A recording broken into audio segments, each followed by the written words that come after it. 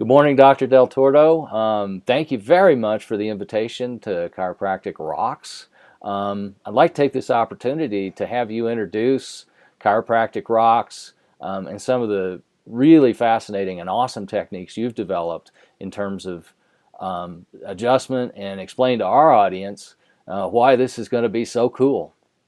Well, first of all, thank you for having me on. I really appreciate being your guest. Chiropractic Rocks is a new chiropractic movement that we're creating to try to breathe life back into the profession. It's going to be held in Reno, March 28th through 30th at the Grand Sierra Hotel. We've got an all-star lineup of speakers, including yourself. I coveted having you speak for us ever since I met you at Parker last year. And I mean, you're such just a low key, unassuming guy, but your message is so powerful. And I just your whole procedure and your the whole oxygenation of the system just resonated with me because it's so important. So I needed to have you involved with what I did, and so I'm honored to have you be part of this. This is the first one that we're having, but it's the first of many. Well, that's wonderful. And I think that, there's a hidden relationship in what we do. So like most people think of the skull as one bone, which it's obviously not. And would you spend a couple of minutes explaining, how the skull and the brain and the nervous system and all of that works in the process of respiration? And then I'll go ahead and fill in some backside about how our process amplifies the whole process of respiration. Yeah, well, that was what resonated with me so much when it came to you and meeting you is how married our two techniques should be. I mean, I do a thing called cranial facial release where I put balloons in the nose and inflate them, and it just mobilizes your whole cranial system. And when people they ask me, "What do you mean it mobilizes the cranial system?" Well, like you mentioned, the skull is not one solid bone; it's 22 individual bones, and each of those bones has their own direction of motion, which is imperative for the health of the brain. Because every time you inhale, cerebral spinal fluid is produced in the ventricles. So what that does is it causes increased pressure inside the cranium, and that increased pressure has to be accommodated for, and the way it's accommodated for is by each of the cranial bones expanding and moving in each of their specific directions of motion. And so, due to various things, whether it be head trauma, whether it be uneven bite force, whether it be birth trauma, there's just so many different things that causes fixations between these cranial bones, so they lose that lack of motion. So what it does is it impedes cerebral spinal fluid flow to that part of the brain, and then it'll cause all kinds of neurological and also visceral deficits to occur due to the lack of optimal functioning of that part of your brain. And just to go into it further, I mean, oxygen is so important to the human body, which is the other part of what cranial facial release does is it opens up the breathing passageways. Because you can live 75 days without food, you can go like 10 days without water, but you can't go 3 minutes without oxygen. That is the primary top of the food chain thing that our body needs is O2. So, this helps oxygenate the brain because it increases cerebral spinal fluid flow. It increases vascular flow to the brain, increases venous drainage from the brain. Now they've discovered a whole lymphatic system in the brain, so it increases lymphatic drainage. So when you came to me with your LiveO2 system, I just almost wanted to hug you right there. I was like, "Oh my God, I have been looking for you my whole life." And these two systems have got to be married together for the highest good of the patient. So that's what I do. And now elaborate more on what you do, so how the two can work together. Well, one of the things I'll do is, like, for example, when I had my first experience with your adjustment, it turned out that I think I had a fractional membrane occluding one of my sinus passages. And when I got your adjustment, I think that opened up, and now we're a year and a half later, and I still feel like I breathe better today than the moment before I met you. And when I first developed LiveO2, I primary motivation that was my son had some chemical injury, and he developed basically Tourette seizures, and I thought, oh, as a father, that's very concerning. So I had been working with oxygen, but the thing about having oxygen in the lungs versus getting it to the brain set me down a path of figuring out ways to send as much oxygen as possible to the brain. So I developed a technique called adaptive contrast. Your heart rate at high altitude, the body will supercharge or superflow blood through the brain to the tune of about 4 times normal. You know that when this has happened because you can hear the heartbeat in the head. So what happens there is if you do that, you get 4 times more blood flow to the brain, and then we throw a switch, and then we put, basically 4 times more oxygen in the 4 times more blood going to the brain, and you end up with a substantial increase. So if there's some part of the brain that's not working well because it's not getting enough oxygen, or if you happen to be silly and have a hangover, most of those things are the superoxygenation of the brain will improve brain function almost immediately. So what we discovered first with my son was that when we did this procedure, his seizures stopped immediately, and within 48 hours I tested substantial normalization of his brain function. Now his injury was a little more deep than that, so it's taken about 5 years, but he's to the point now where he's been able to learn an entire language in 30 days. So Wow. I did yeah. not know that it worked for that. They do improve with the balloon treatment because it basically optimizes brain function. But if you could just flood it with O2 on top of that, and it has that effect, I'm going to keep you busy. I'm going to keep you busy over there, Mark. Well, the thing we're talking about is if we think about all the white tissue in the body, the one thing that white tissue has in common is it has a poor blood supply. And so when you do these techniques, you increase the dissolved oxygen throughout the body. So all of the white tissue, spine, knees, elbows, fingers, because they'll have a higher oxygen concentration, will heal better than they would normally. So, regardless of what tissue you're targeting, whether it's the brain or the knee or the big toe, more oxygen always helps. And so most of the people that use our system to maintain their oxygen levels really high end up with systemic reduction in literally everything that's wrong, and a lot of times virtual reduction of all pain. Like, for example, I live in the family, we live up in the mountains, and I was talking to my wife. I think it's been 20 years since any of us has taken an aspirin. Really? Yeah. We just don't have pain. I mean, we do have injuries, but the point there is that the things that cause pain when you have injuries, they don't bother you as much, and everything heals really fast. And so, when you talk about LiveO2, we've started to build out different techniques. Like, for example, we've got a protocol called Fatigue O2, which is really wonderful for restoring energy for people that have suffered from fatigue. We've got a protocol called Brain O2, that basically activates the blood circuit to the brain. We have a protocol called Immune O2 that activates the immune system. So, oxygen's a general purpose, and no matter what's wrong, it'll help you feel better. And even if you're trying to be a performance athlete, again, oxygen and oxygen metabolism is the Rosetta Stone to everything that your body needs to do. And so when you start to hybridize or marry the various techniques like cranial adjustment, getting the brain and the skull to work like it's supposed to, getting the nervous system to work like it's supposed to, extra oxygen is always going to make everything work better. Well, I got a question about this now. So, because oxygen is carried on blood cells. So if you have impediment of blood flow, like some diabetic patients have, does it increase blood flow? Is that what it does, like capillary expansion, or how does your system work exactly? Well, okay, so that's what everybody thinks. The reality is that there are multiple oxygen transport vectors in the blood. Now, LiveO2, actually, everybody thinks about hemoglobin, and hemoglobin is what the medical textbooks talk about as the primary transport. Right. The reality is the water that carries the hemoglobin is actually more important, or it's more vulnerable to loss. So if you think about a fish, what do fish breathe? Fish breathe water. Yeah, okay. Right. Oxygen in the water, right?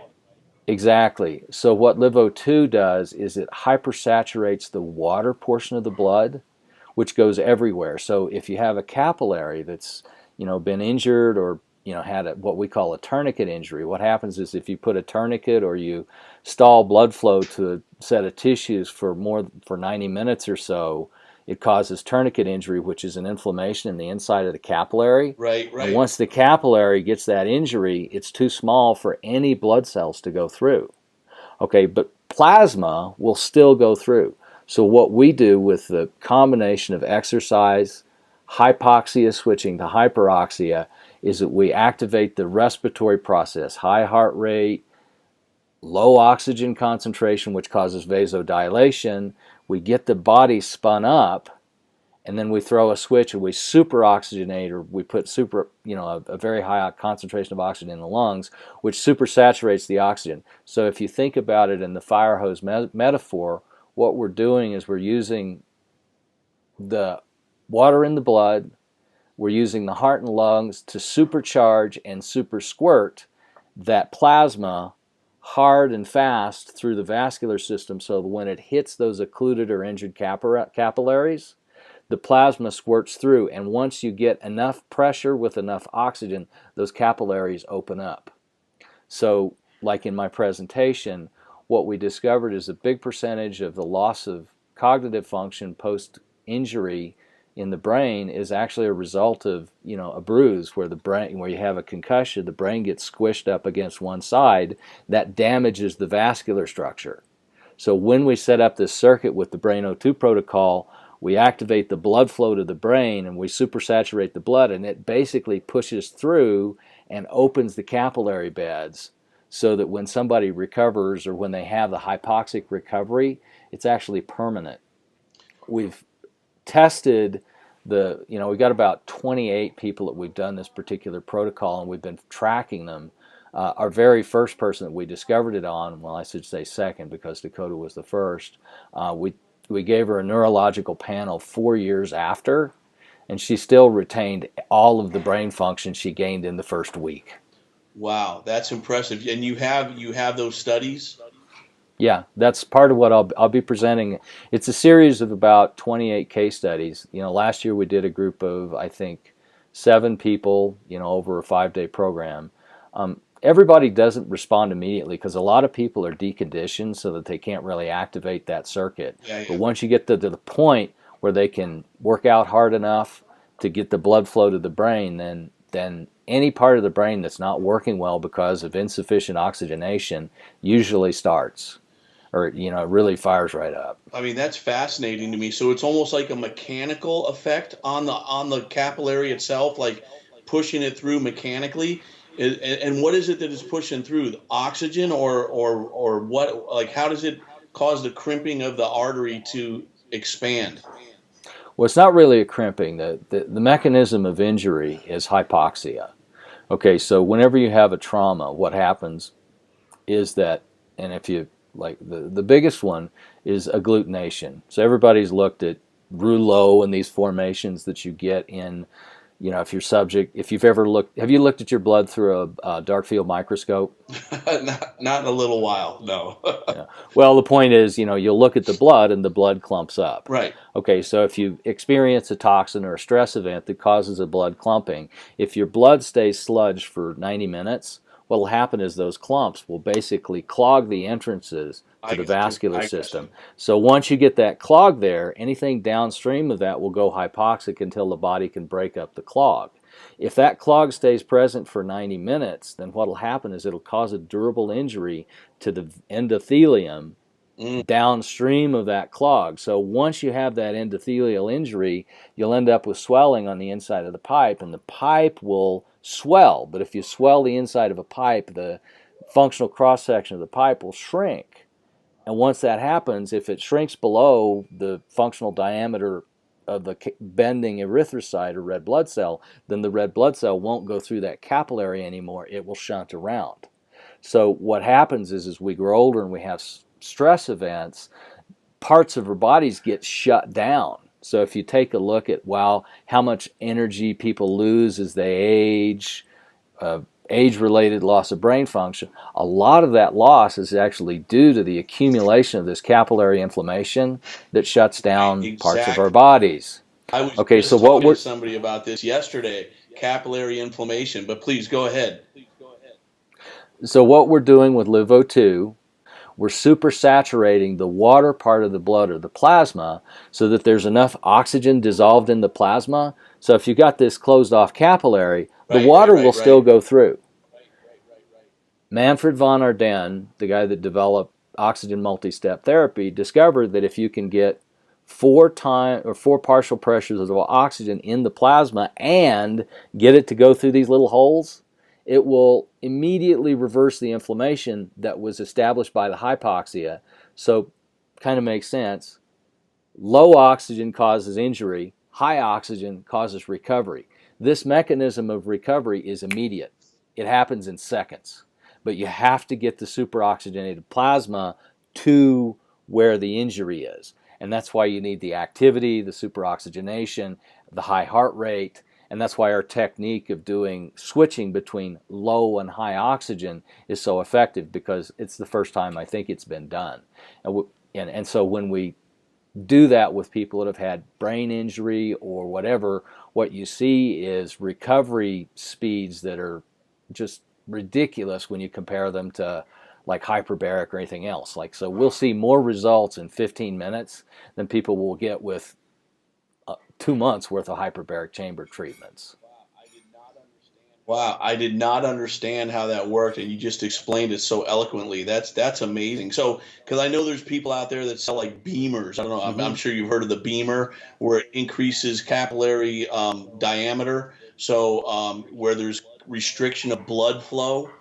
But you don't even need the blood to be or the capillaries to be dilated, because it's carrying the oxygen through the plasma, and that oxygen getting through there. So I mean, just the way you explain that, man. So let me ask you a question: is this a device that you're marketing to doctors that they use in their office, or do they come to your location and get oxygenated? How does it work? Well, what we tried to do, and when I was designing this, I said the place this needs to be is at home. So I designed the system as an at-home workout. So you pair it with any piece of workout equipment. You can use it in a chiropractor's office, so it can be good for your patients. But a lot of times people get tired of coming to your office to work out. So we packaged it as an at-home add-on to a workout system. So, we're really focusing on the home market. So if you think about it for your patients, this is really packaged as a take-home for the chiropractic patients. So we've got a referral program. Usually what happens is the chiropractor will get one for their office to get their patients hooked on it, and they say, hey, would you like to take one home? So that we set it up as a resale process, which enables the chiropractors to, A, make some money up front, but B, send it home and monetize it like that. So it's designed, and most chiropractors find it to be much easier to use than hyperbaric, way faster, way more effective, and a lot better for their patients. And so, is the device? Is it a bit? Talked about different protocols like brain oxygenation and like different areas of the body. You just reprogram the one single device to do the different target different areas of the body. Okay, so the quick version is that with LiveO2, we basically control what you breathe as you work out. So people will wear a mask that is attached to a hose. So you basically breathe.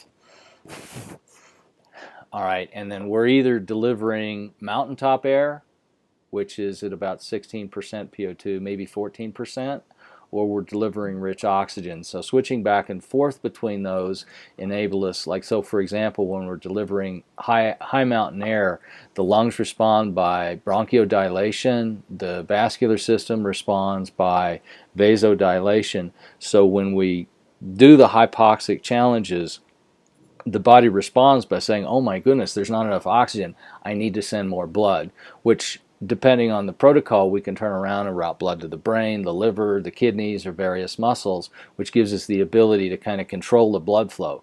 Then while we're well, after we've activated the blood flow circuit, we'll throw a switch and we'll deliver literally all the oxygen a person can breathe, so that by switching back and forth we get this other effect. So the basic question is, it's basically a workout, but what we're doing is we're amplifying and manipulating the way oxygen is delivered through the process of exercise. And so for people that can exercise, great, but a lot of people are challenged, so we can put them in a sauna and then the body will respond to heat by increasing blood flow. So we turn around and use different techniques, different stimulations to activate different blood flow to different parts of the body.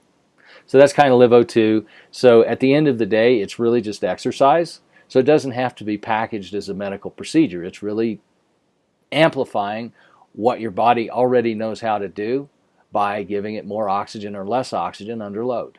So you deprive the body of oxygen and then you saturate the body with oxygen? Is it kind of, it's like a influx of oxygen to a deprived system, and so that's how it works? The exercise has a natural process of utilizing oxygen, so just exercise itself creates a deficit. So our normal protocol is we'll take somebody and we'll put them on the system, hook them up, but we'll usually start them out with a really rich oxygen mixture. So what happens is people get on, it's like, wow, I'm going to feel like Charles Atlas, and they don't. The reason they don't feel like Charles Atlas is because even though they're getting more oxygen than they've ever had in their whole life, their body says, wow, man, I got a lot of oxygen. I'm going to start paying back debts. So most people will begin what we call a reoxygenation or detox process within about 2 minutes of getting on the system the very first time. And they're confused. They say, wow, I'm breathing oxygen, I'm going to be super strong. But in fact, what happens is they feel strong and then they feel weak. And they'll go through a series of about 5 reoxygenation events, because every time their internal plasma dissolved oxygen hits a particular level, these capillaries start to open up. And when the capillaries start to open up, that area that's newly opened will draw oxygen out of the bloodstream, and the waste that's been trapped there for the past 20 years will wash into the bloodstream. So they end up with a dual loss of energy. Number one, like a lot of times we'll wear stereo pulse oximeters. Yeah. And like if they've had an injury on the right side, we'll see the PO on the right side or DO on the right side drop as the body starts to suck oxygen on that side out of the blood like a sponge. It's wild. So people have had injuries, we'll see this go on. We'll say, wow, what injury did you have on the right side or the left side?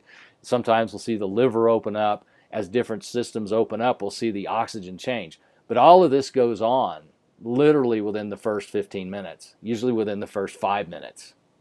So do they have headaches and stuff from the detox, or they just feel No.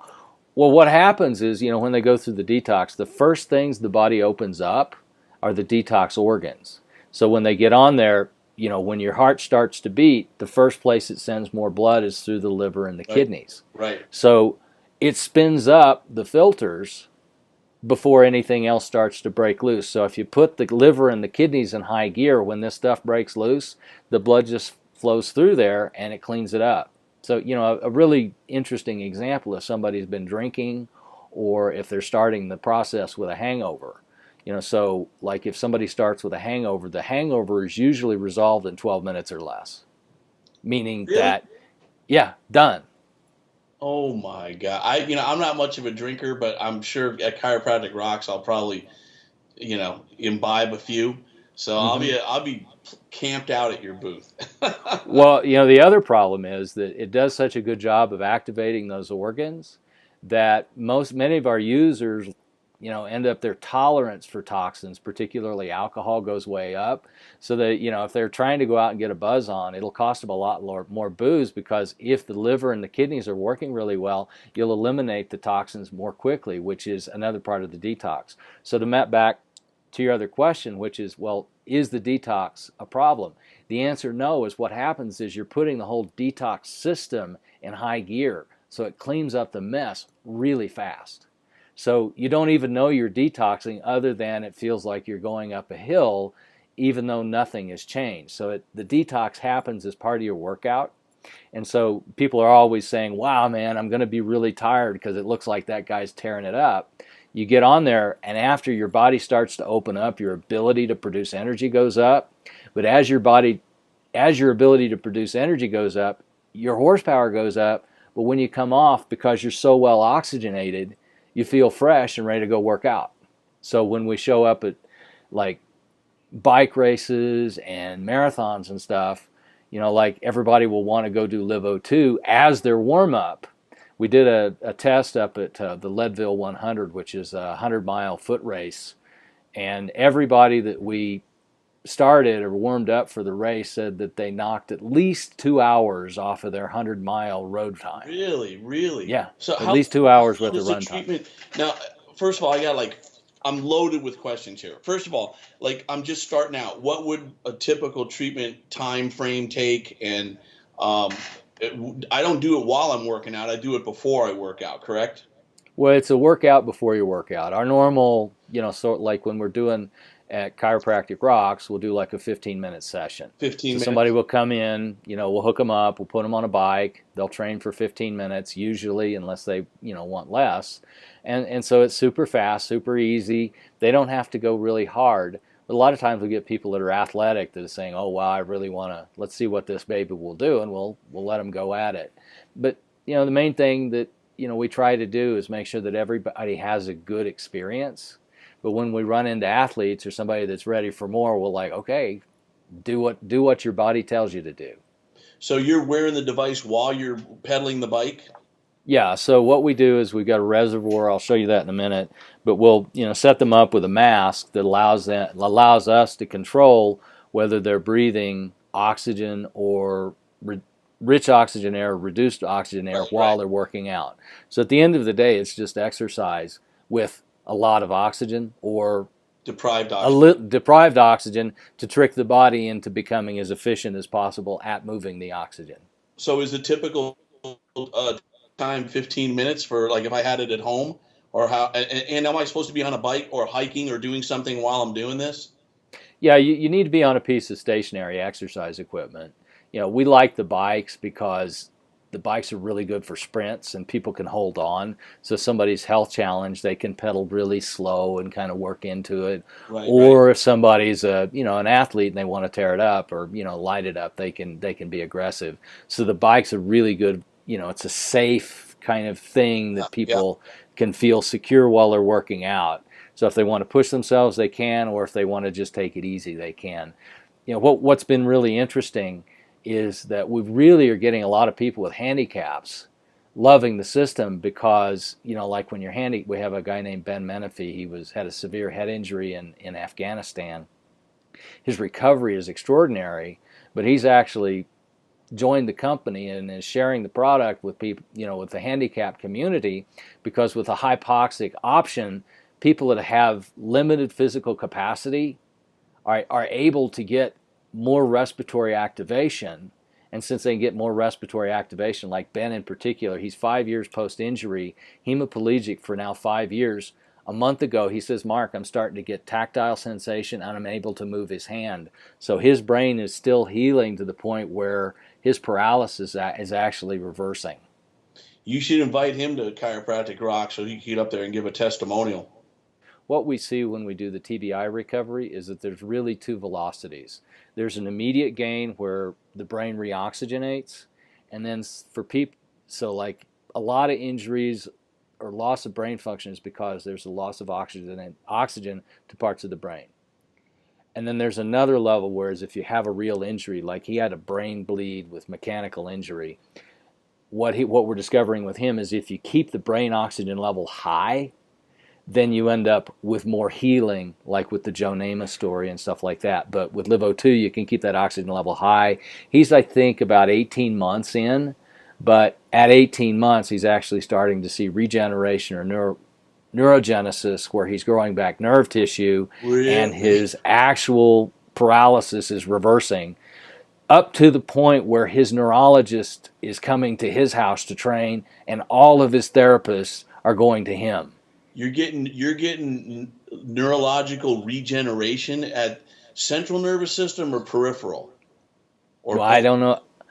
Well, I don't know that I can answer the question. I'm just saying that he was paralyzed And after about 18 months, he got tactile sensation in his hand back, and he's got motor, restored motor function. And he's been unable to use his left hand for 5 years, and it's coming back now. Whatever the disability might be, it could be neurological, it could be physical. There's all types of things, depression, all types of things out there. Anyways, I have other military buddies that have PTSD's gotten to them pretty bad. Depression sets in, and it's so debilitating. That a lot of guys can't function outside. Maybe a trip to Walmart might be tough on them. So getting back in the workforce is hard. Recently, I had a buddy with a severe PTSD, and I've been putting him on the system. After 5 sessions of intense sessions, he reported to me that he's feeling great, looking forward to getting back in the workforce. He's going through some job training. So there's help out there, and I know it sounds like, well, I'm breathing oxygen now. Well, believe me, that LiveO2 that's forcing all that extra oxygen is going to help clear up some of those things. I gave you that little story about my buddy, but you're looking at a guy who lived with depression a little bit. It's hard to go from somebody who's fully functioning, traveling the world, living life to its fullest, and all of a sudden it's taken away from you. It hits you pretty hard. Well, whenever when I was getting at my lowest point, I started hitting LiveO2. I came out of the funk. I have a better relationship with my family. I don't feel bad about myself anymore. My confidence level is on the rise. I'm getting back to my old self. So anytime I run into someone, whether military or not, when I hear the story, I always like to introduce them to LiveO2. I'll bring them to the house and put them on it. And I always tell them it's not just one session and we're done. We're here to help. We want to see you guys get better. So I have multiple people come over and I help them out the best I can, run them through the protocols. Remember, it's just not a physical disability. There's also mental disabilities out there. And oxygen, I feel, has helped clear all those up. It's gotten me out of a funk. I've seen it personally with my friends. So give it a try if you get a chance. That is just miracle stuff. I mean, this is a type of thing I hear every day when I do my balloons. But I'm telling you, I'm very excited about this whole technology. Did you develop this yourself? I did. The young man I introduced to you just a few minutes ago that was working out, he was the one that had the injury. Right. And so it took about 5 years to reverse the chemical injury. Okay, but now if you do a neurological panel with him, you'll see neurooptimal performance. All right, he likes it because the training is extraordinary, like in terms of him competing with his friends. In sailing, it's a horizon job. He'll beat him to the top of a hill by 20 minutes. Wow. I'm so excited about this. I mean, and that's sort of the other side. So when we train, higher end athletes, the combination of hypoxia and hyperoxia enables them to, recover from normal workouts in half or less of normal time. They virtually never have muscle soreness because, if they use the LiveO2 as the backside of the regular workout, the hyperoxygenation reverses the tendency or prevents the tendency to develop or accumulate lactic acid. Man. Good stuff. What is your background, Mark? I'm an engineer. Oh, you're an engineer. No. Yeah, I started out, as a software developer, and then I found that I was getting older, and then I had some family members get sick. I've written a lot of patents. I did a bunch of, hyper compression, super data stuff. So whenever I have a problem, the first place I go to research is the U.S. patent database. And my mom got sick some years ago, and when the situation with Dakota, so I read 1,000 or so patents, and then I reached out to the other inventors, and I said, wow, there's something here. And then I found the research by Manfred von Arden. And so I really come at this more thinking like a plumber and a fisherman than I do a doctor. I mean, yes, all of these systems, but if you think about the body and the vascular system, it's basically a pump and a hose with a constriction at the end. And if you simplify it to squirting decongestant through a hose and making sure the pressure reaches the end, it's really more of a mechanical problem. So everything like the hypoxia are basically physiological tricks to open up the system so that you can get, the essential nutrients where they need to be to enable the healing. So what about people that are prone to stroke or prone to cardiac arrest, people that have heart conditions already or maybe have decreased oxygenation to their brain through their carotid or vertebral arteries? Does it help with them or help prevent those conditions from happening? Well, if you back up and you ask the question, what is the cause of degeneration of vascular tissue?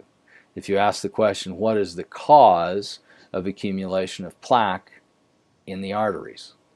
So the best references I've found suggest that plaque accumulates when you get an injury to the endothelium, and then LDL will come along and basically tack itself to the injury, and then it will create what I call pothole patch, where the body will patch that injury because it doesn't have the resources necessary to heal it.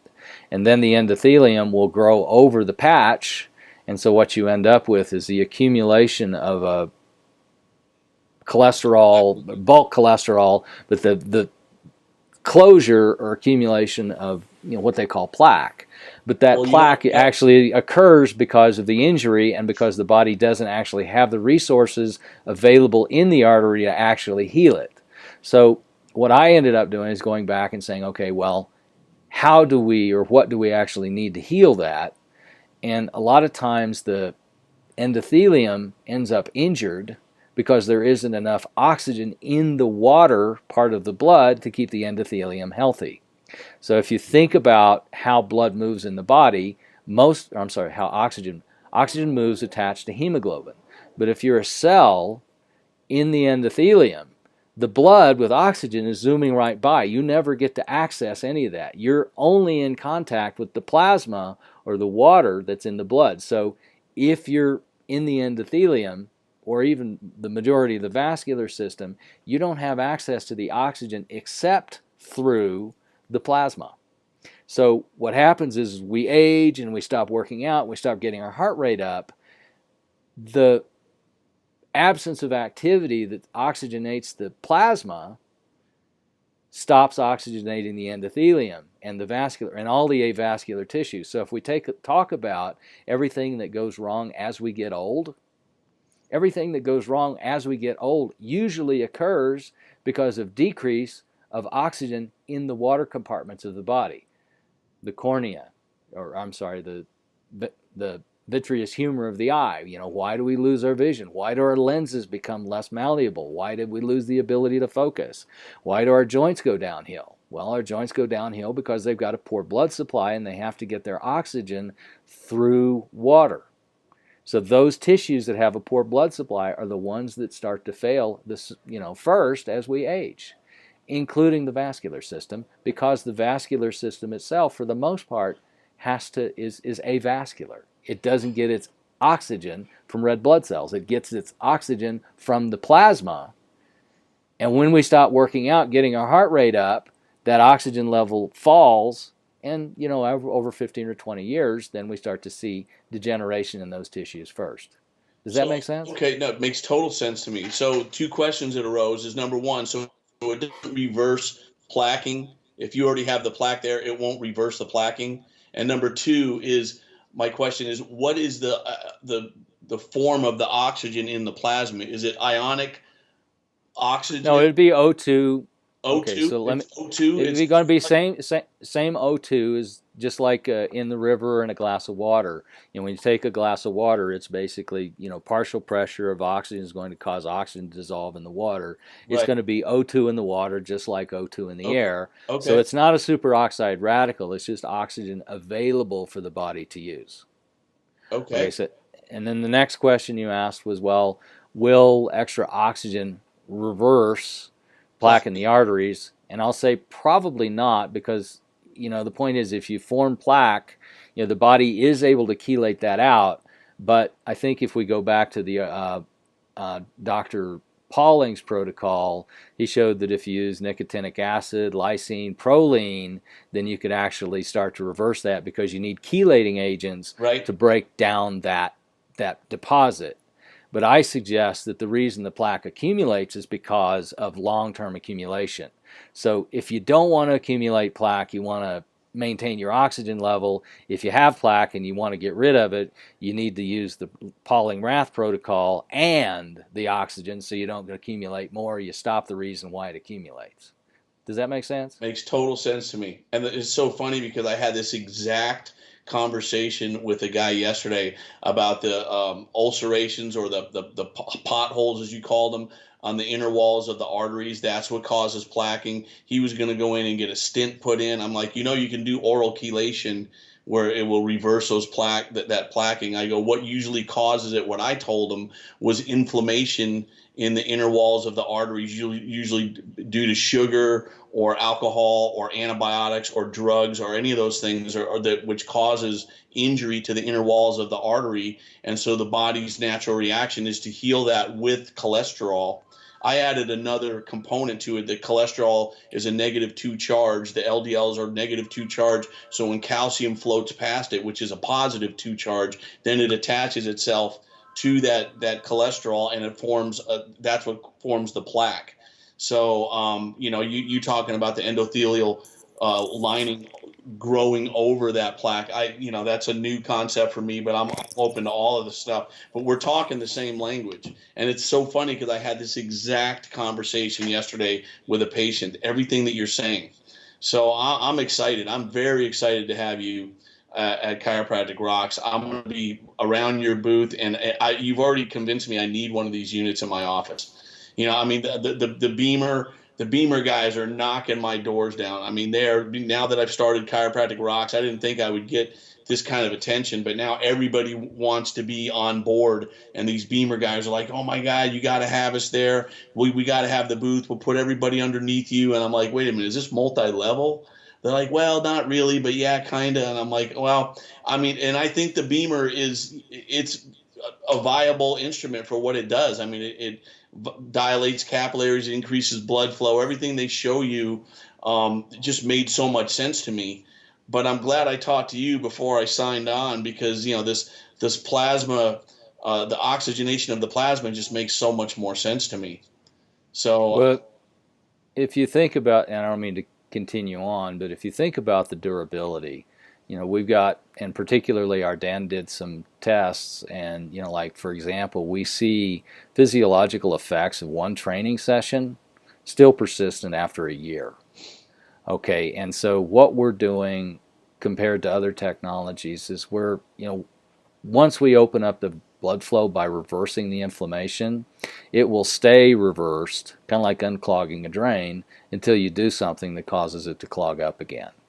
Okay, so like for example, in the cases of people that have recovered from TBIs or concussions, we'll go back and test them 4 years later, and the majority of their brain function is still measurably recovered under neurological panels, which suggests that what we're doing tends to be permanent. And but what happens also is people like to continue using our system because you feel so good. Yeah, I'm excited. I mean, like I said, I was excited when I met you. I think it's been like almost 2 years ago now, right? At Parker. Was it 2 years? And, and I'm very, very just honored to have you be part of this Chiropractic Rocks event. I think you're just going to kill it there. And just, if I were you, if I could give any kind of suggestion with this, maybe mention how it compares to like the Beamer or those other similar devices that claim that they oxygenate the blood through capillary dilation, and explain, because I had no idea about this plasma, this oxygen carried by plasma, and it just, I don't think any doctor out there, I've never heard that before ever in all my physiology classes, anything I've ever taken. Oxygen is carried on the hemoglobin and the red blood cell. That's it. That's how oxygen is carried through the body. I've never even heard this plasma or oxygen-rich plasma. So that's something that I think might catch their attention a little bit by explaining that difference and how your system works versus like say the Beamer. There's another one out there too, the PEMF or something. There's another one out there that does a similar thing to the Beamer. But I mean, because people are out there jumping on board with this Beamer like nonstop, and they're gaining a lot of momentum. But this system here seems like it would actually be more effective for oxygenating the body and the tissue. Well, it's more effective and it's simpler. So we all know we need to exercise, but Right. we don't understand the physiology of exercise well enough to understand what it actually does. And so, our business plan and marketing plan is really just around that education, which is to make the exercise leverage what the body already knows how to do. So it's extraordinary, and I don't mean to go off. It's just really simple. But I'm an expert in PEMF. If you go on YouTube and you look up my name, you'll see that I publish way more about pulsed electromagnetics, etc., because at the end of the day, I am an electrical engineer. Okay, but I started studying where and when the electromagnetics don't work, and it really got into this, I'll call it hidden injury mechanism, which is the tourniquet effect. And, so anything that reverses that will be helpful. But the other thing that's gone on is we've been talking about hyperbarics for so long, which, is a brute force partial pressure mechanism. The problem is hyperbarics don't create the partial pressures that are necessary to reverse this tourniquet injury. So what's happened is we've got these good but less than ideal tools out there. And when I came up with the LiveO2 and we started seeing almost instant reversal of injuries like brain injuries and stuff like that, it was like, wow, this is something I need to turn into a product. And that's kind of why I'm here. Well, I'm so excited to have you. I've learned a lot from this interview, and I'm excited to hear you speak on Thursday night. We're going to have you on Thursday night so that all the hangover people can come and visit your booth on Friday and Saturday.